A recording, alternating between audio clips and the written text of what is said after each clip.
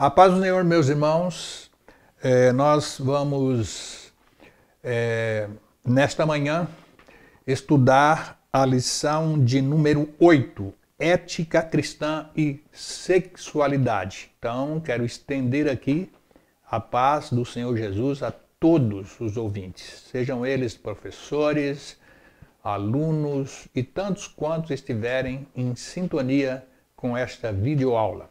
Espero que possa dar minha contribuição também nesta pré-aula. Sem delonga, porque o assunto é relevante, como todos eles são da Escola Bíblica Dominical, e eu gostaria então de ser muito sucinto, direto nesta videoaula. Explicando, porém, que a metodologia que eu estarei aplicando nesta videoaula é leitura de texto, interpretação de texto. Nós vamos fazer isso com muito critério e espero que, através deste método, eu possa também estar contribuindo para os professores que irão ministrar em primeira instância, porque esta aula tem esta diretriz, mas tantos quantos, como já disse, estão em sintonia com esta videoaula. Vamos lá então. Ética e sexualidade.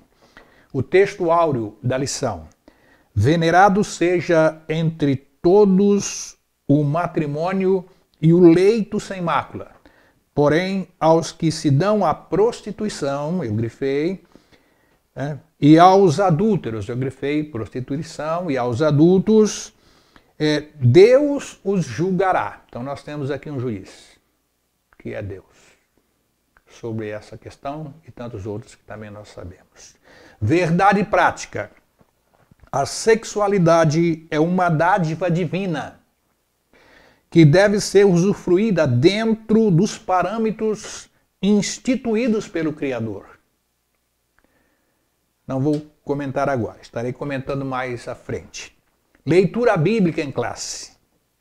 Ora, quanto às coisas que me escrevestes, bom seria que o homem não tocasse em mulher.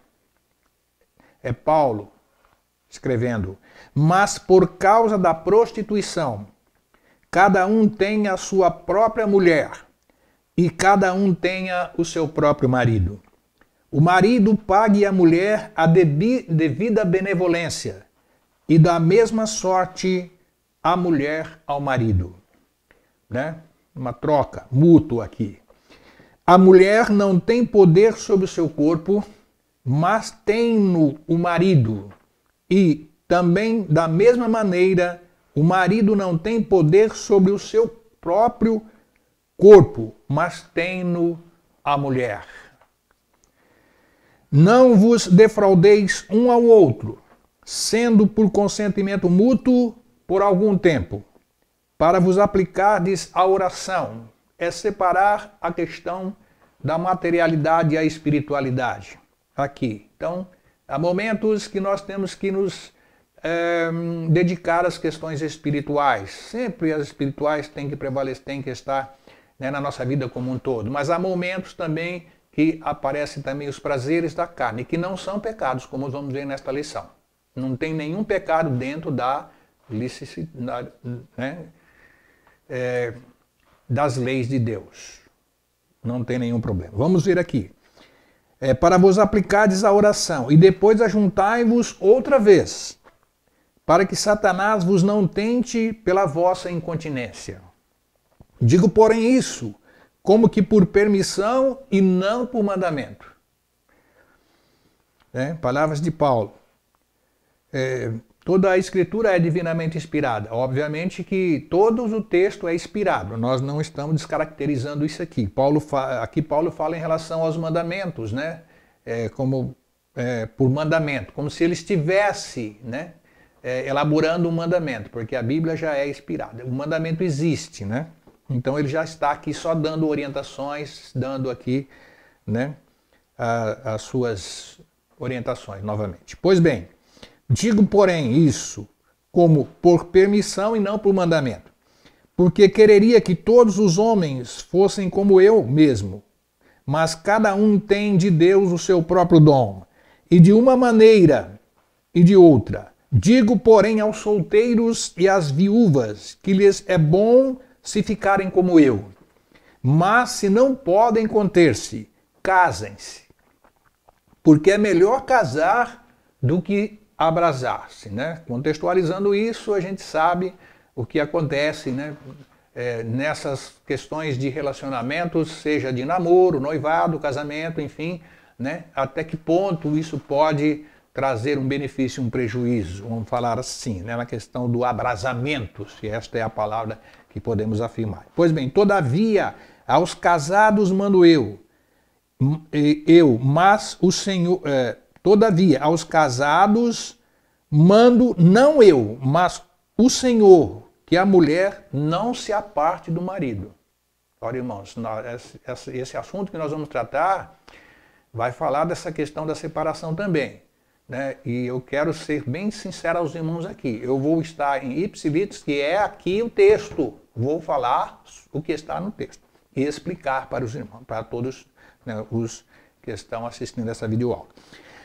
E aí nós temos, mas aos outros digo eu, não o Senhor, se algum irmão tem mulher descrente e ela consente em habitar com ele, não a deixe, não tem nenhum problema quanto a isso. E se alguma mulher tem marido descrente e ele consente em habitar com ela, não o deixe. Da mesma forma, porque o marido descrente é santificado pela mulher e a mulher descrente é santificada pelo marido. De outra sorte, os vossos filhos seriam imundos, mas agora são santos.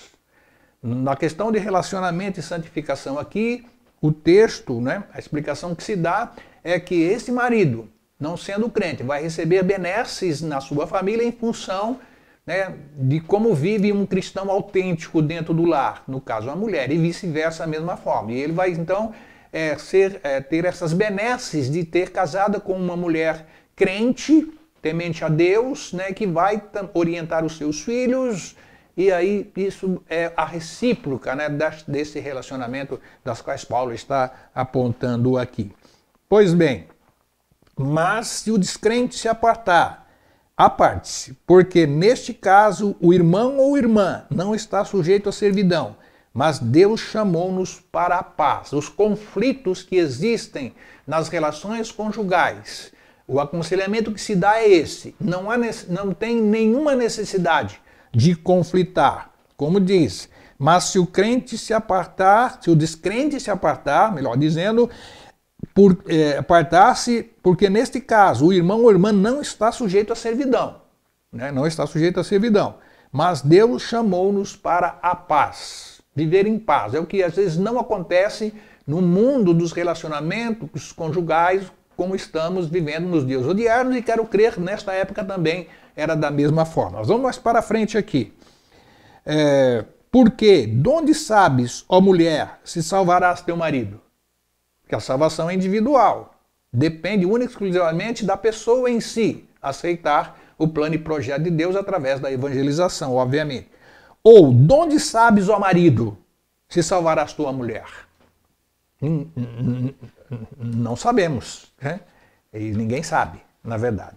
Pois bem, tem outra situação aqui, eu vou explicitar. Pois bem, a introdução, se por um lado a sexualidade, porque o tema aqui é esse, né? Ética cristã e sexualidade, né? Comportamentos cristãos e sexualidade, que é um dos prazeres das quais Deus deu para o ser humano, que é a questão do sexo. É um prazer, né? É um gozo. A Bíblia usa muito essa expressão, que ficou deturpada, né, com o tempo, mas ela quer dizer prazer. Gozo quer dizer prazer, satisfação. É isso que quer dizer esta palavra. Pois bem, vamos ver aqui. Se por um lado a sexualidade, aqui é a introdução, tem sido desvirtuada na sociedade pós-moderna, aí é que está o problema.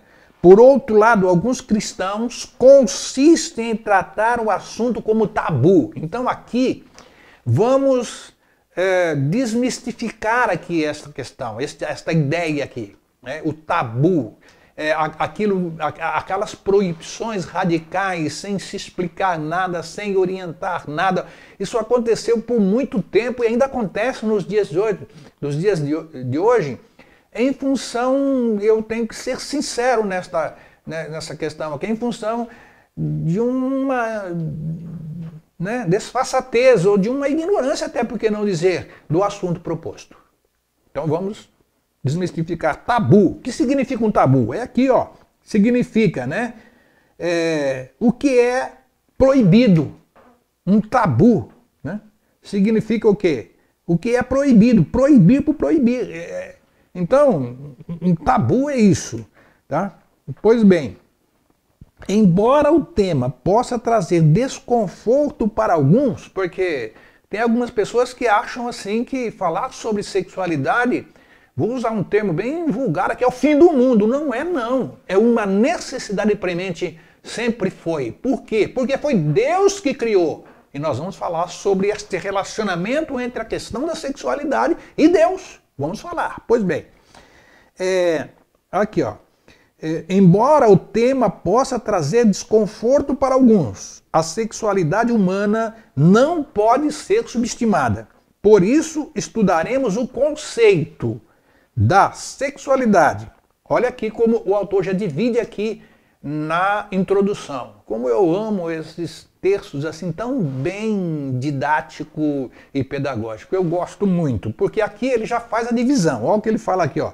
Estudaremos o conceito da sexualidade, vírgula, o propósito do sexo, segundo as escrituras. Não é segundo o mundo, o mundão aí, mas segundo as escrituras. E o casamento como parâmetro para o sexo. Então são 3 pontos que nós vamos tratar aqui. Pois bem, vamos já continuar. Primeiro tópico, sexualidade, conceitos e perspectivas bíblicas. Como eu disse, isso vai ser o método da minha aula de hoje. Leitura e interpretação de texto. Sexo e sexualidade possuem conceitos próprios. Conceitos próprios. Entender as duas palavras aqui, sexo e sexualidade. Vamos ver. Pois ambos constituem-se atos da criação divina. Então, irmãos, nós nesta videoaula estamos inserindo aquele que criou a sexualidade e os prazeres, no que tange a questão da sexualidade, que é Deus. Deus está intrínseco nessas questões. Por isso que não pode ser um tabu. Vamos para frente aqui. Conceito de sexo e sexualidade. A explicação que o autor dá aqui, ela, além de ter este relacionamento do espiritual, ele também explica isso do ponto de vista fisiológico. E isso eu acho que é importante, é necessário. A biologia define o sexo como um conjunto de caracteres orgânicas, melhor dizendo, que diferenciam o macho da fêmea, claro. O sexo é um organismo, é definido por gametas que produzem. O sexo é um organismo definido pelos gametas que produzem, tanto macho como fêmea. Gametas são células sexuais que permitem reprodução dos seres vivos. Existem outras nomenclaturas que definem essa palavra numa linguagem mais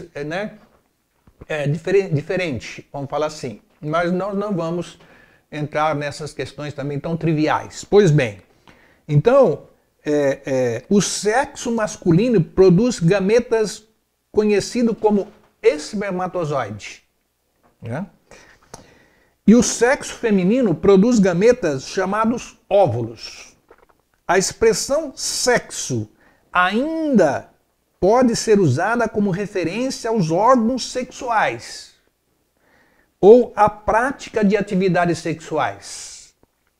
Já o termo sexualidade representa o conjunto de comportamentos, ações e prática dos seres humanos. São coisas diferentes, que estão relacionados com a busca da satisfação, do apetite sexual, seja pela necessidade do prazer ou da procriação da espécie. Então aqui eu quero já, desde então, como disse, o método vai ser leitura e interpretação do texto. Alguns pontos, né, todos eles são significativos e têm um conceito aprofundado, mas alguns eu quero citar algumas coisas que entendo ser necessário contextualizar para os dias que estamos vivendo ou para todos os tempos foi assim, então quero contextualizar. Olha, a diferença aqui, vou ler de novo.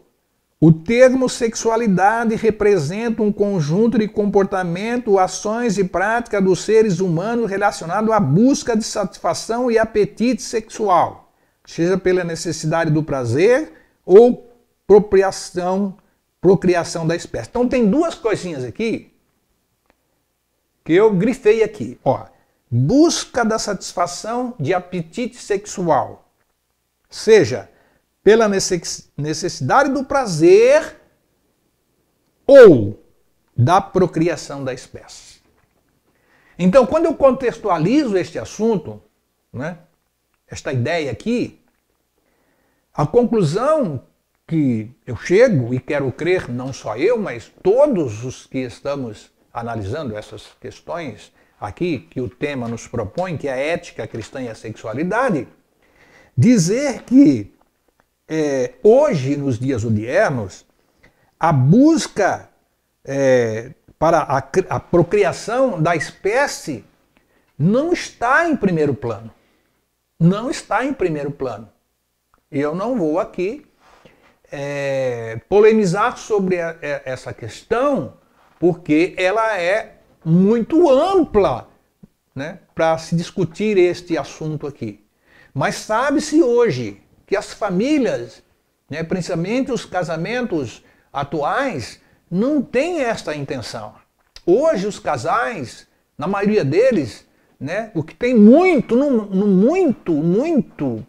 é 3 filhos. Há raríssimas exceções, quem sabe lá nos recantos do país, e isso talvez no mundo inteiro, pode existir casais que têm bastante filho, mas não tem, pelo menos nos grandes centros, Enfim, a gente não vê, a gente vê famílias constituídas com poucos filhos. E isso está aumentando cada dia mais, em função de muitas coisas, muitas coisas, trabalho, enfim, como pensa a mulher, como pensa o homem, as famílias em si. Então, a mim me parece que tem até países aí que era um filho só, como foi um caso, se eu não estou equivocado, na China, uma criança por casal. Enfim, a gente agora... outro detalhe aqui, busca de satisfação do apetite sexual. É o que a mídia passa, é o que nós estamos vendo aí, os desejos nesse quesito. É assim que eu estou interpretando essa questão e contextualizando. Não generalizando, obviamente, mas é assim que a gente vê as questões todas aí. Enfim, o que é que tem por trás disso? São uma série de situações que não dá para a gente explicitar e nem delongar aqui em função do conteúdo que a gente tem que continuar conversando sobre ele. Mas os irmãos reflitam sobre isso. Então essa é a questão. Porque Deus crescer e multiplicar e encher a terra. Deus falou isso. Então esse seria o ponto principal que vem de Deus. Vamos para frente. O sexo foi criado por Deus. Olha aqui, o sexo foi criado por Deus. Então veja a relação que existe entre a sexualidade e Deus.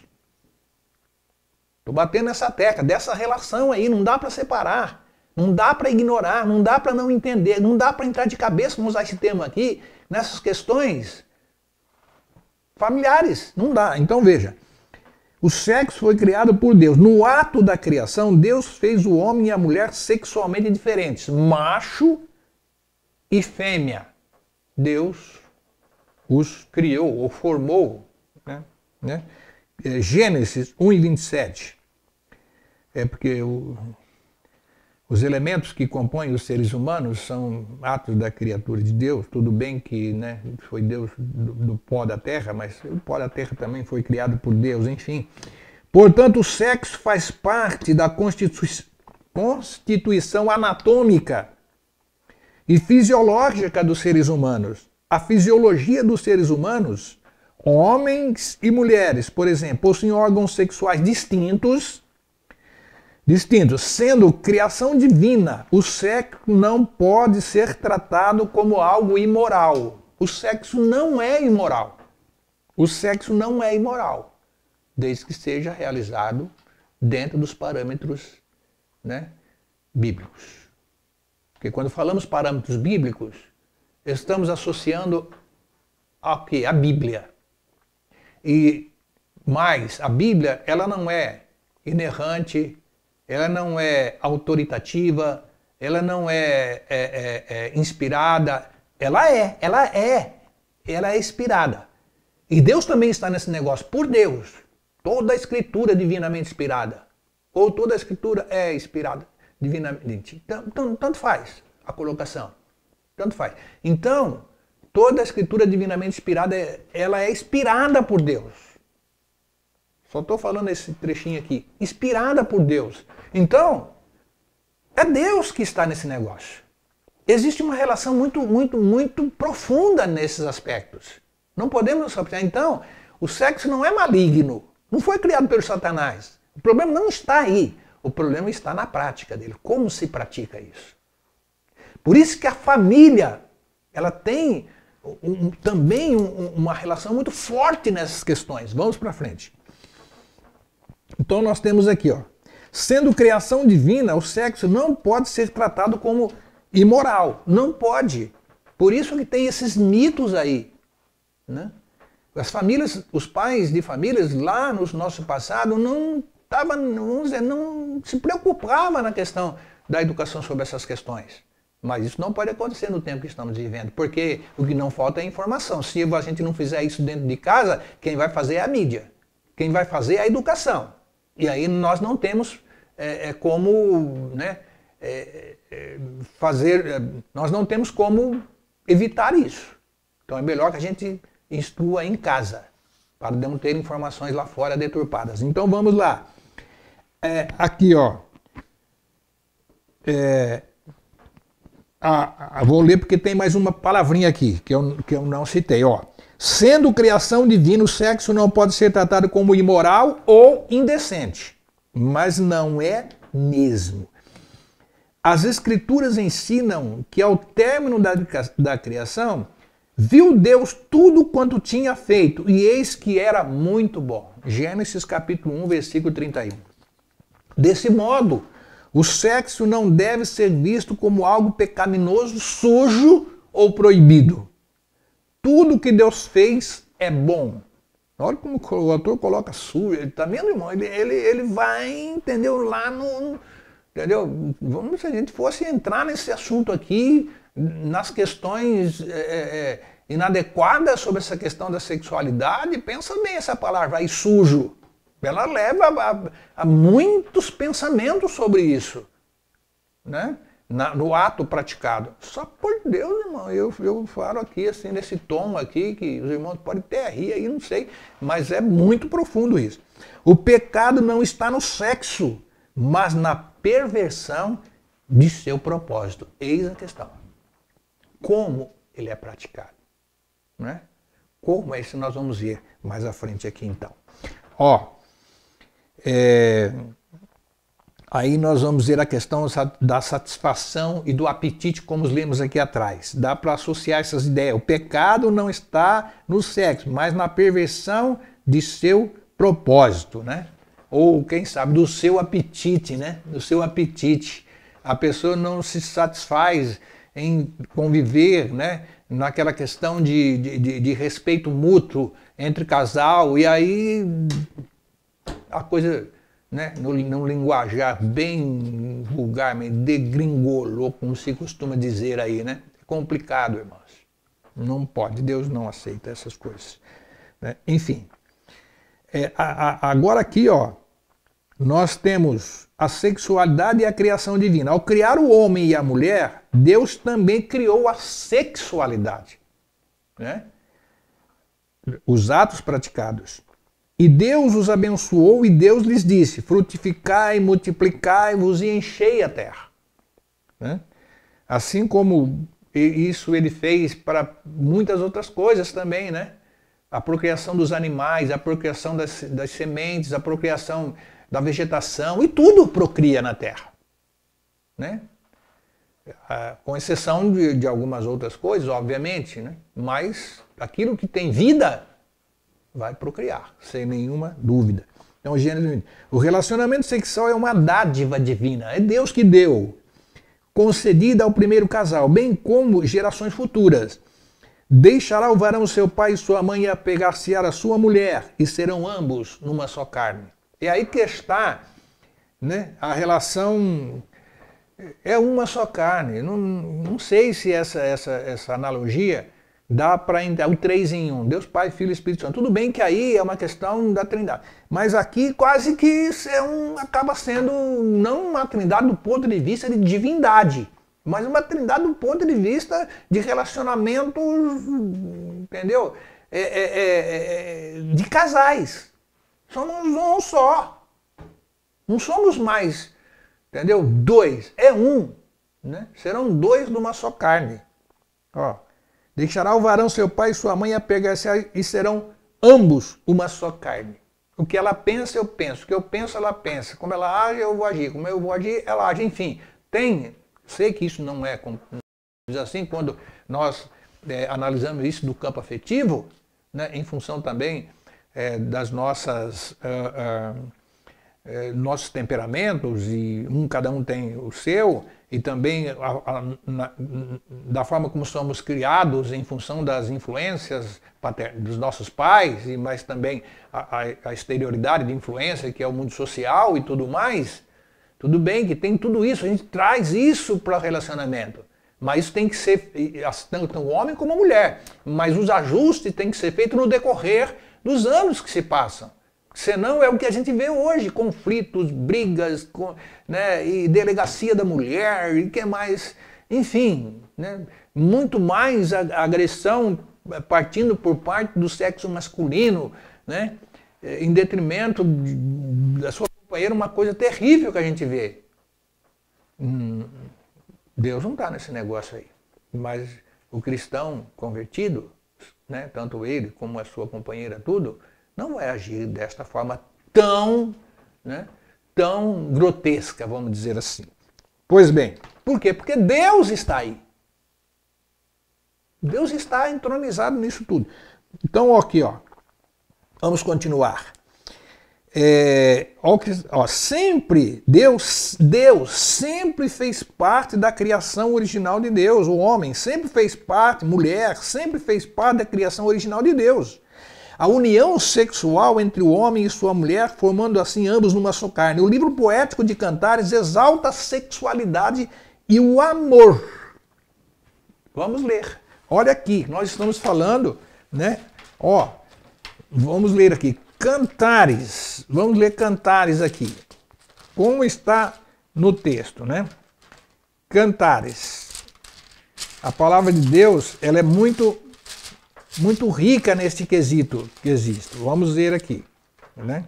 Salmos, Provérbios, Eclesiastes e Cantares. Está aqui, ó. Cantares, olha como está escrito. Vamos ler.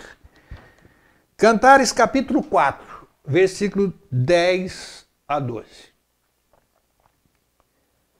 Ó, vou ler de novo.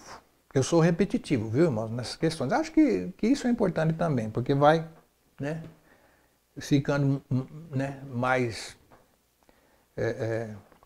na mente.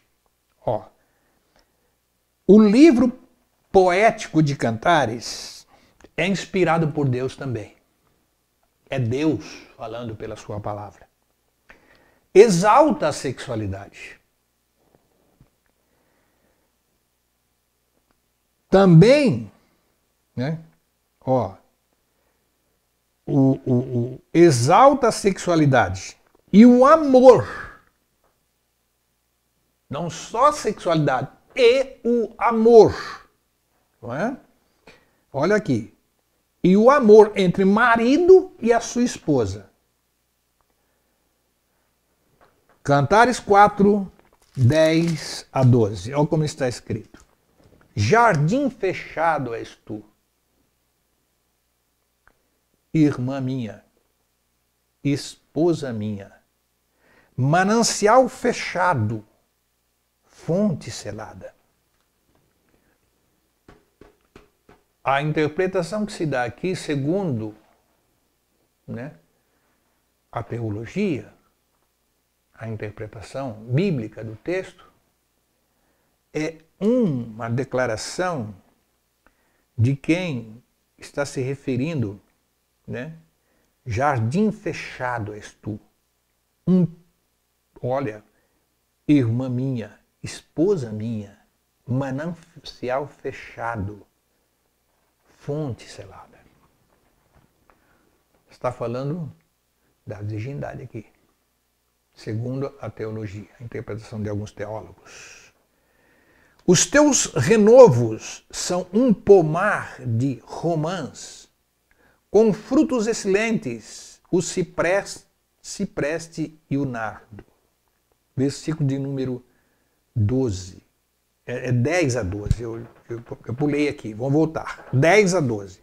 Ó, que belos são os teus amores, irmã minha e esposa minha. Quanto melhores são os teus amores do que o vinho, e o aroma dos teus bálsamos do que o de todas as especiarias. Olha como ele coloca a relação aqui entre marido e mulher no que tange a questão da sexualidade. Pelo que eu entendo aqui, espero que isto é fato, e já tenho falado sobre isso em algumas aulas, é que não existe nenhum outro, no meu entendimento, pelo menos, nenhum outro prazer maior do que esse. Não existe. Penso eu que este é o maior de todos aqueles dos quais Deus deu para o homem e mulher. Só vai existir um maior do que esse, que nós não temos,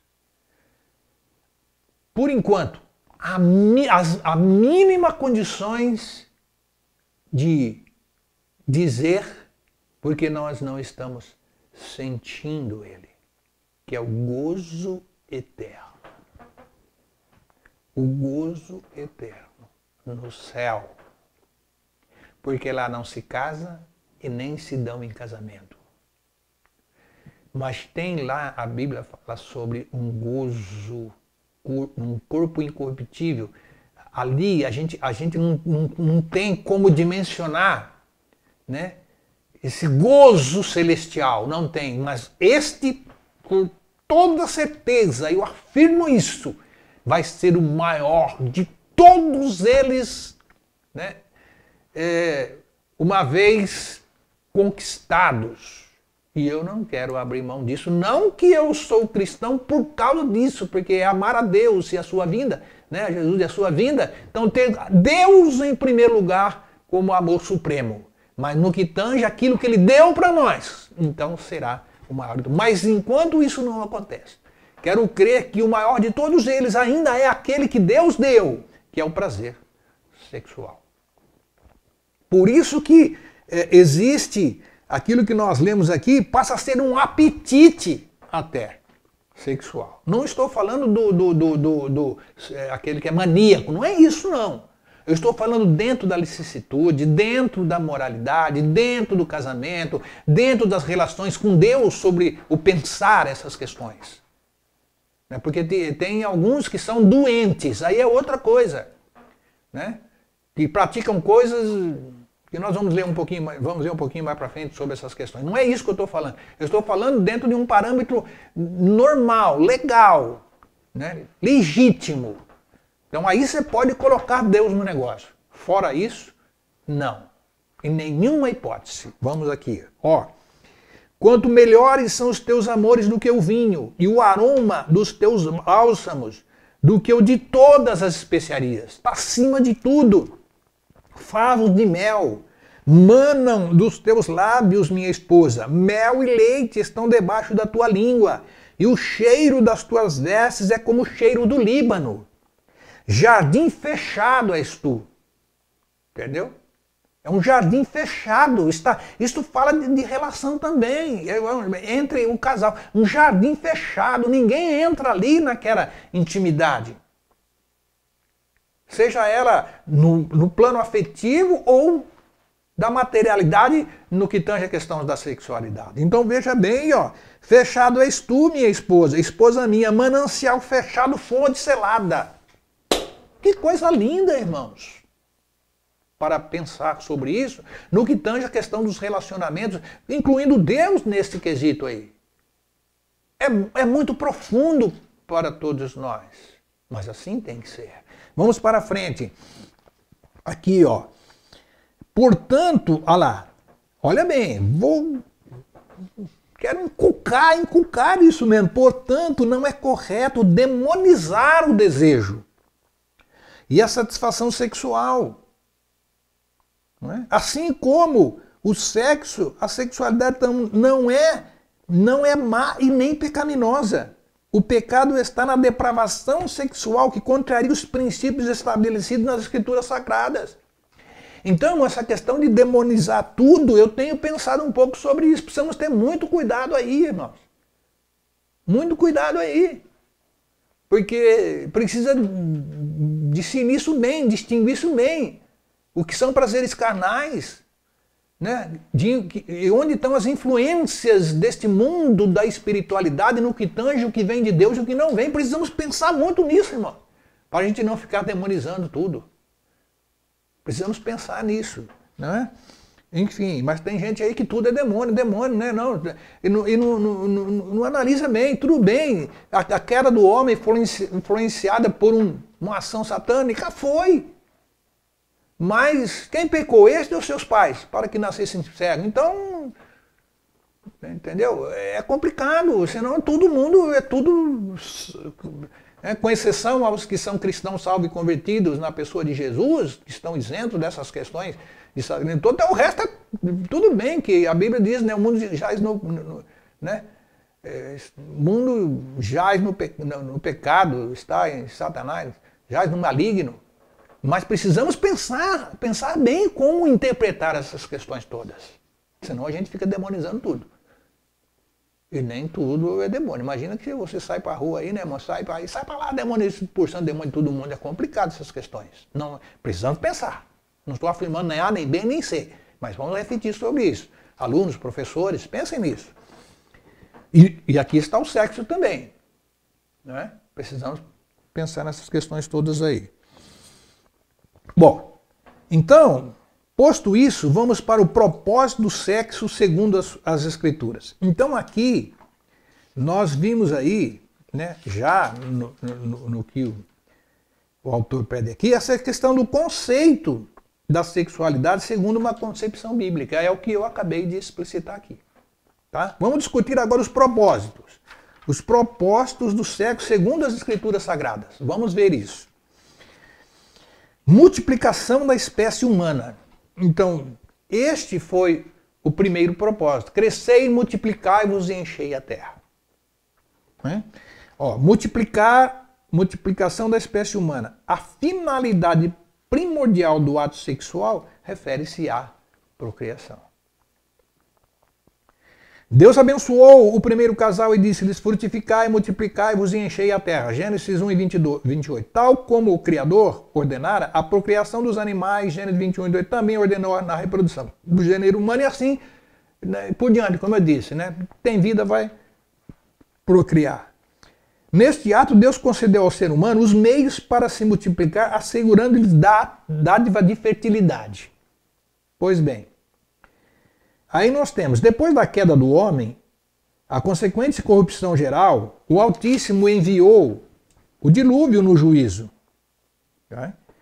Para eliminar o gênero humano, exceto Noé e sua família. Passado o dilúvio, Noé recebeu a mesma ordem recebida por Adão. Abençoou Deus a Noé e os seus filhos e disse: frutificai e multiplicai-vos e enchei a terra. Gênesis 9:1. A terra que outrora fora despovoada, agora deveria ser repovoada por Noé, a fim de dar continuidade aos desígnios divinos. Estou lendo rapidinho aqui, mas estou explicando os assuntos na questão conceitual, como já falei aqui, né? E agora, neste segundo tópico, que é o propósito do sexo segundo as Escrituras. Segundo a Bíblia. Como a Bíblia vê isso? Quando eu falo Bíblia, estou falando Deus. De novo eu retomo as ideias. Estou falando Deus, porque toda a Escritura é divinamente inspirada. Né? Estou enfatizando bastante isso porque estou ministrando uma aula, né, que fala sobre bibliologia. Então isso fica muito intrínseco na mente da gente, precisamos ter cuidado.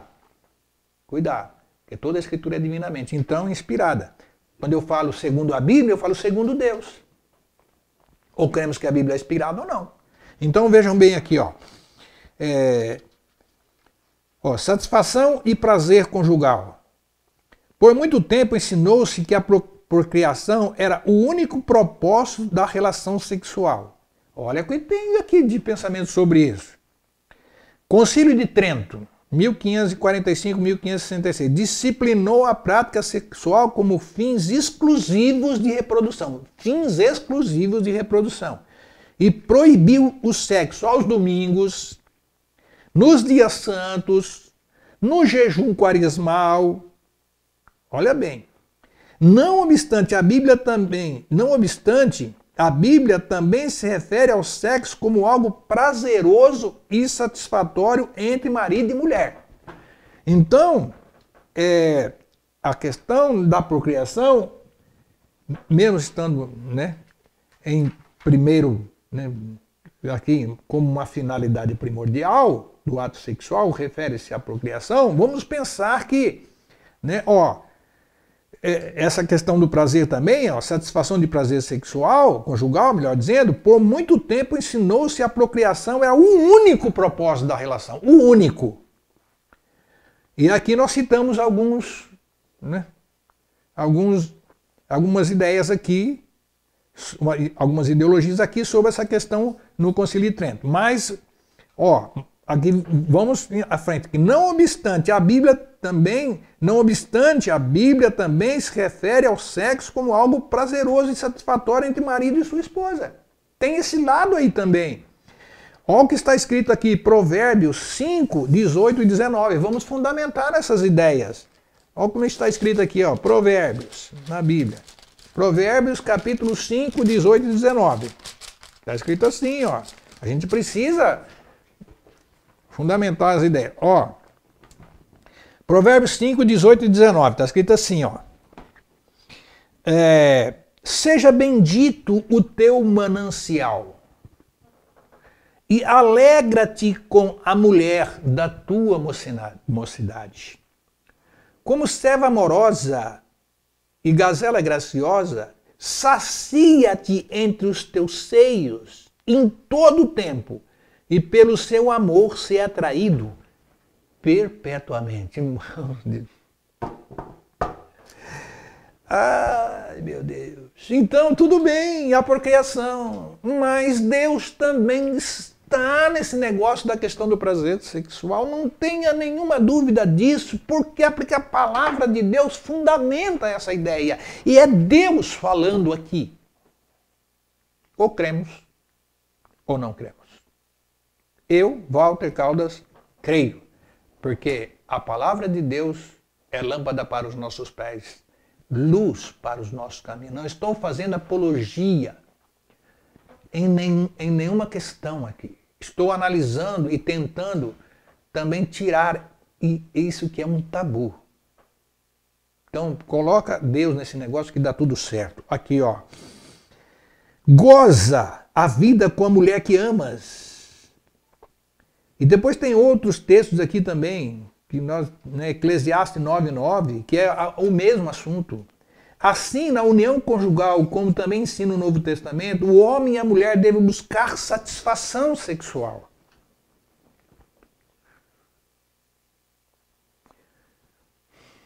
Eu estou aqui com uma coisinha na cabeça, as minhas aulas são assim, irmãos. E fico pensando comigo, me falo ou não falo, falo ou não falo, falo ou não falo. Vou falar. Não faz muito tempo, né, uma certa pessoa chegou a afirmar que num casamento de 20 anos,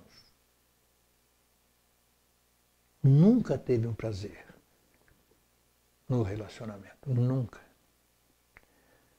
Custa-me acreditar num relacionamento assim. Custa-me acreditar num relacionamento assim.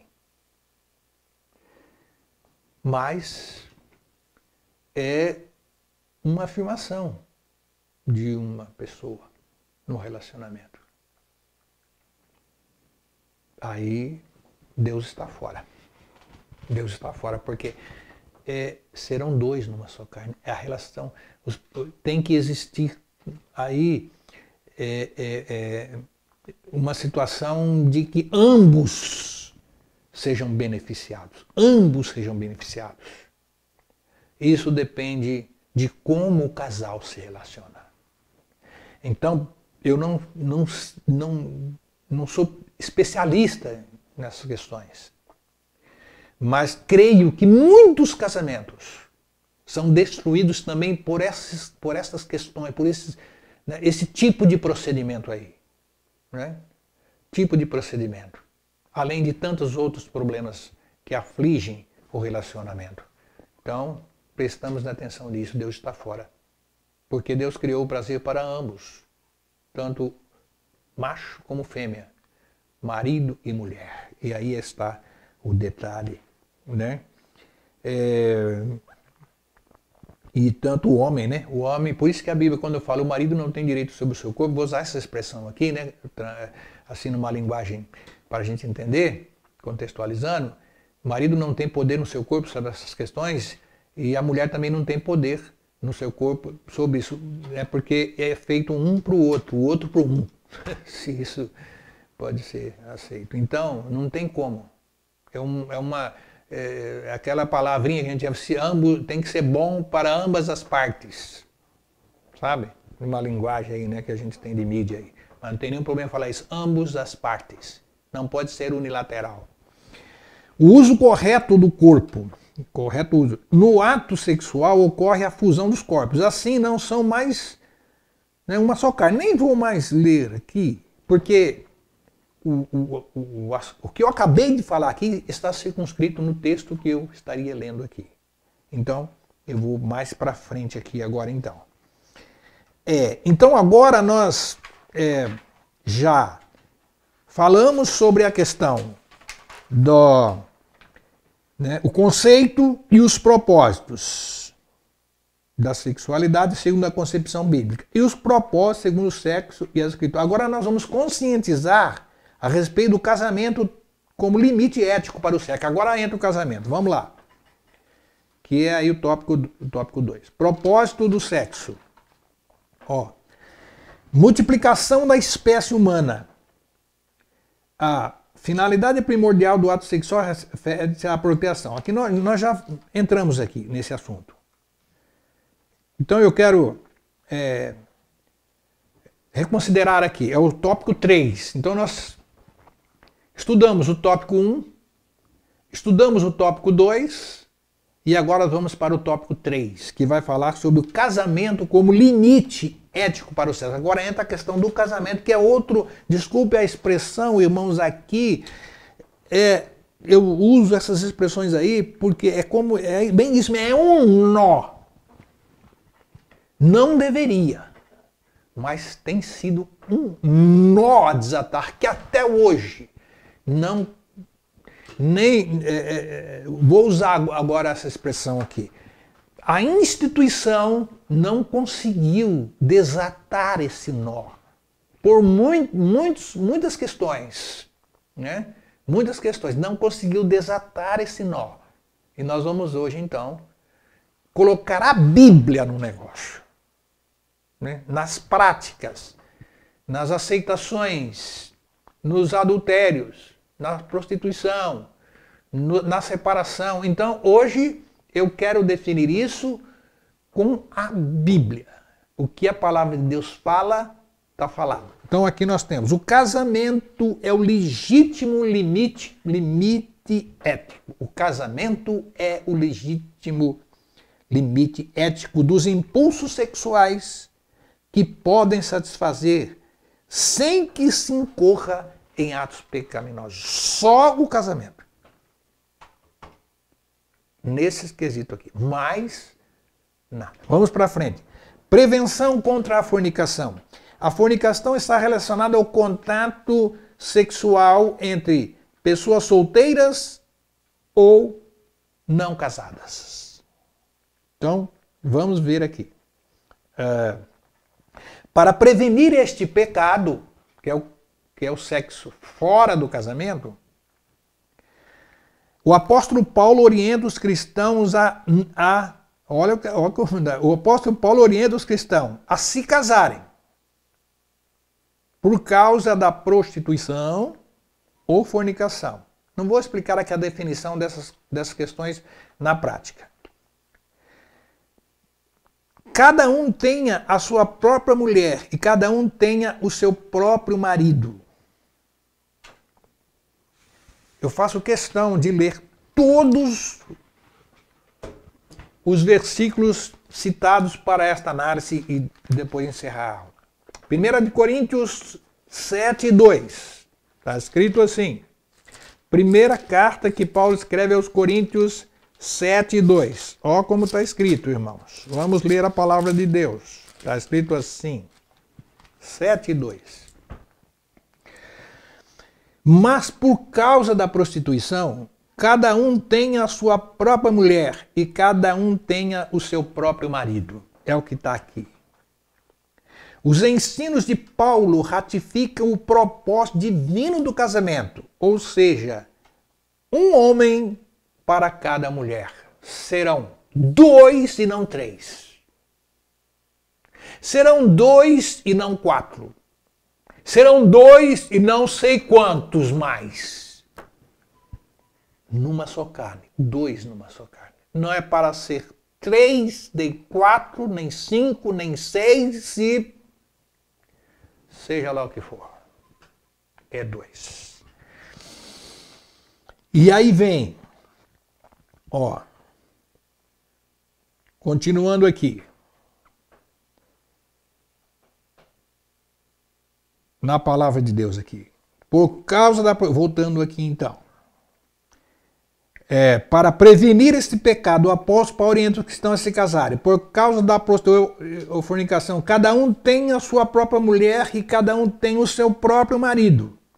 Os ensinos de Paulo ratificam o propósito divino do casamento. Ou seja, um homem para cada mulher.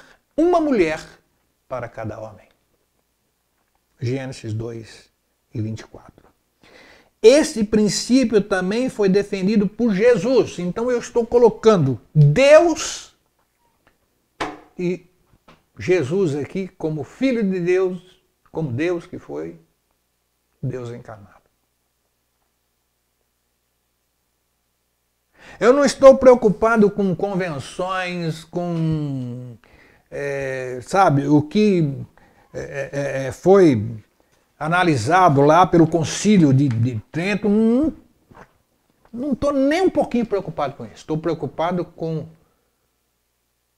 né, com Deus no negócio. Então vamos ver aqui, ó. O princípio também foi definido por isso. Deixará o homem pai e mãe e unir-se-á a sua mulher. O autor já cita o versículo aqui, nem precisa ler na Bíblia.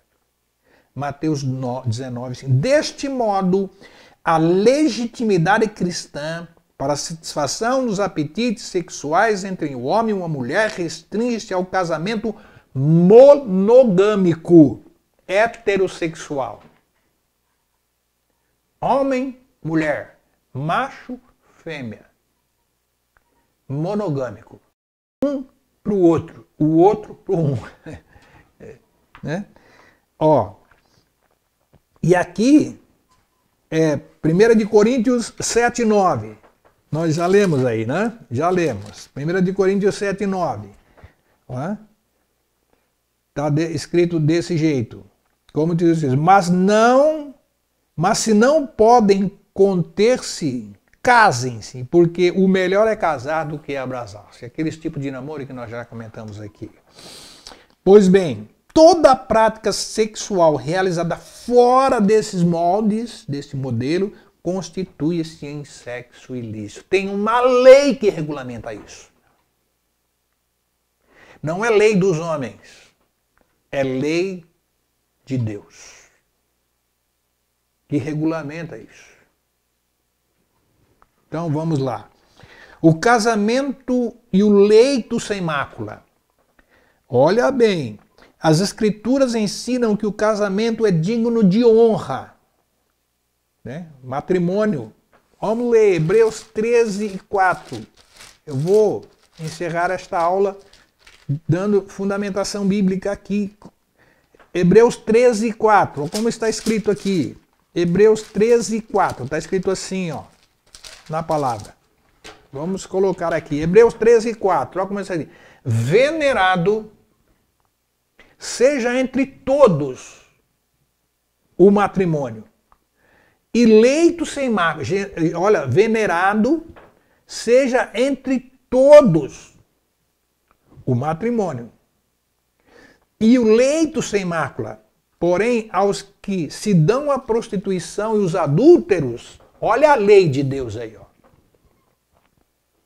Não é lei humana. Não é lei que tem um monte de brecha. Não vai acontecer isso.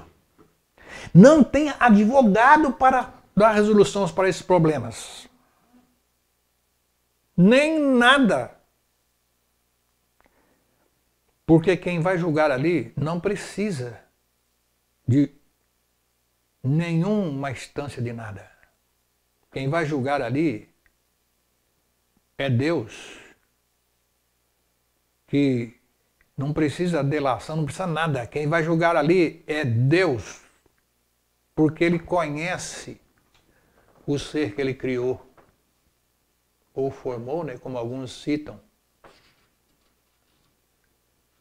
Deus conhece as nossas intenções, sabe tudo, até antes de eu começar a pensar. Deus sabe. Então aí é questão de mérito, não é? Deus sabe tudo. Então é ali que vai ser o julgamento. Por isso prestamos atenção, porque Deus está nesse negócio também no relação de sexualidade, sexo. Deus está ali, Ele está ali, ó. Vamos para frente aqui. E que a união conjugal deve ser respeitada por todos. Mateus 19:6. Aqui já é, entendeu? Mateus 19:6. Olha como está escrito, irmãos. 19:6, assim, ó. Assim não são dois. Não são mais dois. Não é mais dois. Numa só carne. Portanto, o que Deus ajuntou, não separe o homem. Vamos ver aqui os cartórios aí, né? Tudo mais. Olha o que está escrito. Para terminar esse assunto com base na Bíblia. Com base em Deus. É Deus aqui que instituiu essas normas, leis, regras, tudo. Vamos lá. E aqui nós temos, ó, o leito conjugal não pode ser maculado por ninguém. Quem o desonrar não escapará do juízo divino. Hebreus 13:4. Está aqui, agora vamos lá para Hebreus 13:4. Está aqui, ó. Hebreus 13:4. Hebreus 13:4. A palavra de Deus está aqui. Hebreus 13:4. Olha o que está escrito. Vamos ler. Venerado. Seja entre todos, mas já lemos, né? Entre todos o matrimônio e o leito sem mácula. Porém, aos que se dão à prostituição, os adúlteros, Deus os julgará. Já lemos e já explicamos. Então vamos ver aqui a desonra aqui a desonra refere-se ao uso do corpo nas práticas sexuais ilícitas, com ênfase nos casos de relações extraconjugais. 1 Coríntios 6 e 10. Vou ler. 1 Coríntios 6 e 10. Está aqui, ó. 6 e 10. 1 Coríntios 6 e 10. Está assim, escrito assim, ó. Não erreis. Não erreis. Nem os devassos. Ó, um pacote só. Nem os idólatras. Nem os adúlteros. Nem os efeminados. Nem os sodomitas. Nem os ladrões. Nem os avarentos, nem os bêbados, nem os maldizentes, nem os roubadores herdarão o reino do céu. E aqui está os adúlteros, efeminados, sodomitas, esses que estão relacionados às questões sexuais. Não herdarão o reino de Deus. Não herdarão o reino de Deus, como está escrito aí. Então, irmãos, é sério o negócio. Nós que somos líderes, eu me considero, não assim, por arrogância, não é nada disso não. Mas a gente está ministrando, a gente está falando. Faço parte dessa gama de ministros. Pensemos nisso. Olha, para encerrar, inclui também as relações conjugais resultantes de divórcio. Aqui entra o nó que eu acabei de dizer. E de segundo casamentos antibíblicos. É o autor que está fazendo a colocação, não sou eu. É o que está ministrando a aula aqui agora, que está passando uma informação da qual eu intento ser Deus no negócio, não é homem, resoluções humanas. Ó, inclui também as relações conjugais resultantes de divórcios e de casamentos antibíblicos. Mateus 19 e 9. Mateus 19 e 9. E não adianta, irmãos, porque tudo tem que ser feito de acordo com Deus. E aí não tem jeitinho. 19 e 9. Como está aqui, ó. Né? Está escrito assim. Eu vos digo, porém que qualquer que repudiar a sua mulher, não sendo por causa de prostituição, entendeu? Tem aqui um motivo, e casar-se com outra, comete adultério. E o que casar com a repudiada, também comete adultério. Olha como isso é sério. E o autor finaliza dizendo assim: embora muitas vezes os imorais escapem da reprovação humana, não poderão fugir da ira divina. É sério. Da ira divina. A praxis, ou a prática da sociedade e a condescendências, do jeito que está escrito aqui. E muitas igrejas, estou lendo isso aqui, não invalidam a palavra de Deus. Não tem nenhum concílio, não tem nenhum código de ética, não tem nenhuma interpretação individual, não é? Seja lá de quem for, que invalidam a palavra de Deus, que invalida Deus. Não existe. Essa é a norma, essa é a regra. E com isso eu termino esta aula, que fala sobre a ética cristã e a sexualidade. Então quero crer, conscientizei através desta aula, né, o limite ético para o sexo. E aqui encerro com estas palavras, que é a conclusão. O sexo e a sexualidade são atos da criação divina. Deus está nesse meio aí. Família, separação, enfim, conflitos. Não Deus aprovando as ilicitudes, mas querendo trazer solução para essas questões. E se nós praticarmos a Bíblia como ela é, não tem erro, ninguém erra. E todos seremos felizes. O sexo e a sexualidade são atos da criação divina e não podem ser tratados como algo pecaminoso e nem como mero elemento de procriação ou fonte de prazer por si só. Não está escrito por si só, aqui eu que coloco. Não pode. Cabe ao cristão cumprir o propósito estabelecido por Deus. É Deus, é Deus, é Deus, é Deus. Eu coloco Deus nessas questões aqui. Para a sexualidade. Gênesis 2, 24. O desvirtuamento desse padrão implicará punição aos que praticam a imoralidade. Hebreus 13, 4. Portanto, vivamos para a glória de Deus. E aqui eu termino esta videoaula.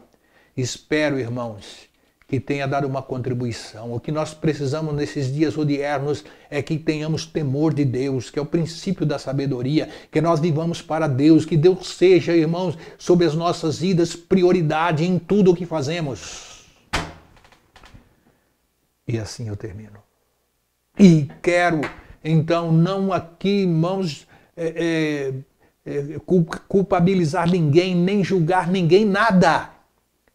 Mas trazer como referência maior a Bíblia, inerrante palavra de Deus, que temos como a nossa única regra de fé e prática. Vamos praticar a palavra, colocar ela em ação, porque é Deus no negócio. E assim eu termino esta videoaula, em nome de Jesus. Deus que abençoe a todos.